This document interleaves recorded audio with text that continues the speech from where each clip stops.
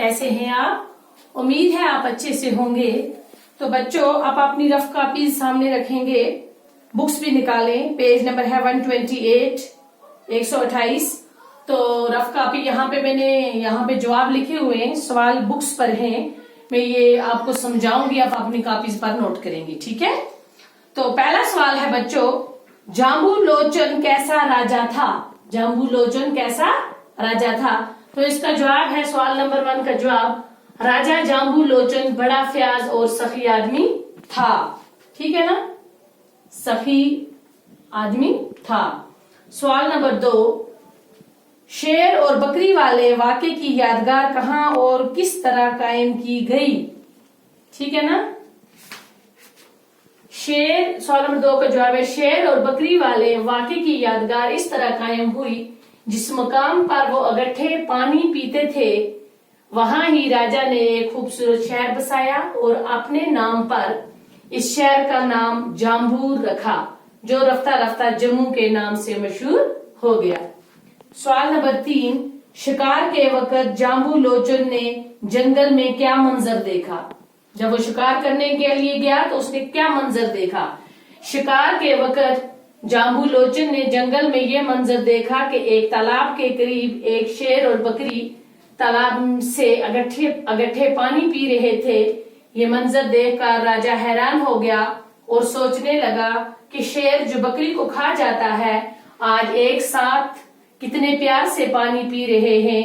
उसके दिल में हमदर्दी और रहम के जज्बात उभरे और हमेशा के लिए शिकार तर्क कर दिया और ये अहद भी किया कि वो अब किसी किस्म का शिकार नहीं करेगा। वो मंजर उसे इतना पसंद आया बच्चों कि उसने जो शिकार उसे इंतहाई पसंद था वो उसने हमेशा के लिए तर्क कर दिया।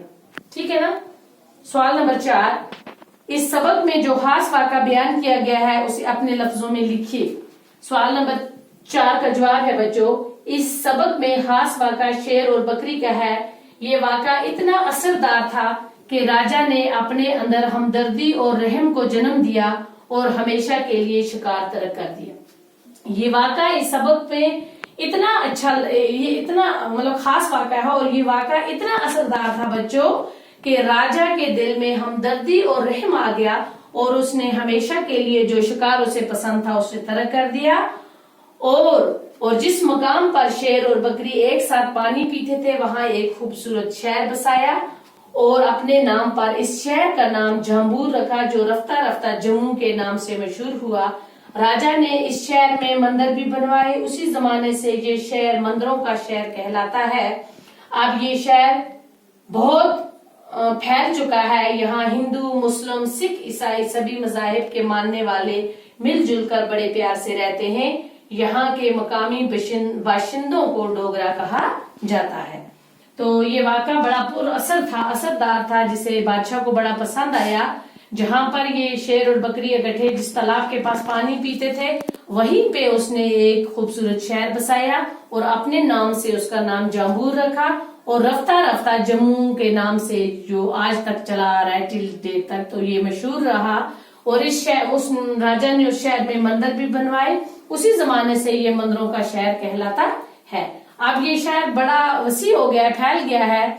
यहाँ पे हिंदू, मुस्लिम, सिख, ईसाई सभी मजहब के लोग बड़े मिलजुल कर बड़े प्यार से रहते हैं। यहाँ के मकामी बाशिंदों को डोगरा कहा जाता है। ठीक है बच्चों। अब सवाल नंबर 5 है हमारे पास। सवाल नंबर 3, लिखिए मदरजा झेल अल्फाज के जमा लिखिए। अदीब, शायर, मंदिर, मस्जिद, मंजर, कस्बा, मकाम। अदीब, अदीबों, शायरों, मंदिरों, मस्जिद, मस्जिदों, मंजर, मनाजिर, कस्बा, कस्बे, मकाम, मकामात। ठीक है ना, ये लफ्ज के अल्फाज के जमा है। अब लास्ट वाला सवाल है हमारे पास बच्चों, तलाश कीजिए और बताइए फयाज सिफत है और इससे फयाजी इसम बनता है। सिफत क्या है? फयाज जो है वो सिफत है और इससे जो फयाजी है वो इसम बनता है।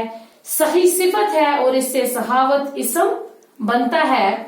इस सबक में से 5 सिफत तलाश कीजिए और फिर इससे इसम बनाइए। इस सबक में बच्चों आप ढूंढेंगे 5 सिफत और उनके इसम बनाएंगे। यहाँ पे मैंने लिखे हैं जफाकश, जफाकशी, ठीक है ना, खुशहाल, खुशहाली, खूबसूरत, خوبصورتی، تنومندی، محتاج، محتاجی. تو یہ 5 صفتیں جس کے ہم نے اسم بنائے ہیں. تو یہ بچوں یہ جو ہمارا یہ لیسن تھا، ہمارا موضوع تھا راجہ جامبو لوچن، اس کے بارے میں ہم نے پڑھا.